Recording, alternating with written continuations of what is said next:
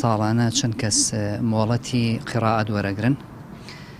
یەکێک لە مەرجەکانی وەرگرتنی مۆڵەتی قیراعە دیارە بە هەموو بڵێن قیراعات و ڕێواتە جیاوازەکانیەوە ئەوەیە کە کەسەکە تاقیکردنەوەی زانستی تەجوید بکە و تاقیکردنەوەکەش خەڵبەتە 3 مانگ جارێکە واتە وەرزیە و ئەبێ بەشدار بوو لە سا 8 نمرە بەدەست بێنە اینجا بە دەرچوو حسابە و ڕێژەی بەشداربووان هەموو جارێک ئەلحەمدوللا لە سەروی 100 و 150 ئەوانەوەیە. پێویستەکە هەموو مسلمانێک یەکێک لە هەمەکان یەکێک لە ئاواتەکانی ئەوە بێ کە بتوانێت یەکێک لە قیراعاتی هیچ نەبێ حەفظ عن عاصم وەربگرێ کە ئەمیش مەرجەکانی بەتایبەتی تەجویدە، تەجویدیش بەڕاستی واتە جوان خوێندنەوەی قورئان، جوان خوێندنەوەی قورئانیش ئەرکێکی سەرشانی هەموو لایەکە. ئێمە چەند ساڵەوە ڕاستی ینی قورئانە خوێنم هەتا نەهاتمە ناو ئەم دەوران و نەمەزانی چەند غەڵەتم هەیە.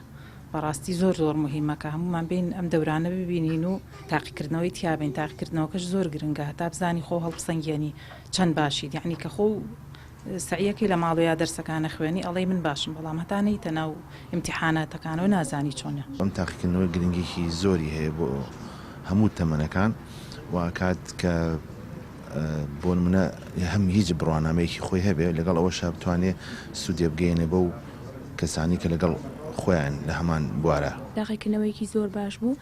سواسی مامۆسایانەکەم کە یارمەتیان ناین لە فێربوونی زانستی تەجوید. بەڕاستی فێربوونی زانستی تەجویدتانی خوێنیت نازانی خوێندنەوەی قورئان چەندە سوودی هەیە. سپاسی سنتەرەکەم و سپاسی هەموو مامۆسایانەکەم کە هاوکاری هەموو خوێندکارانە ئەکەن بۆ فێربوونی ئەم زانستە بۆ جوانتر و باشتر خوێندنەوەی قورئانی پیرۆز.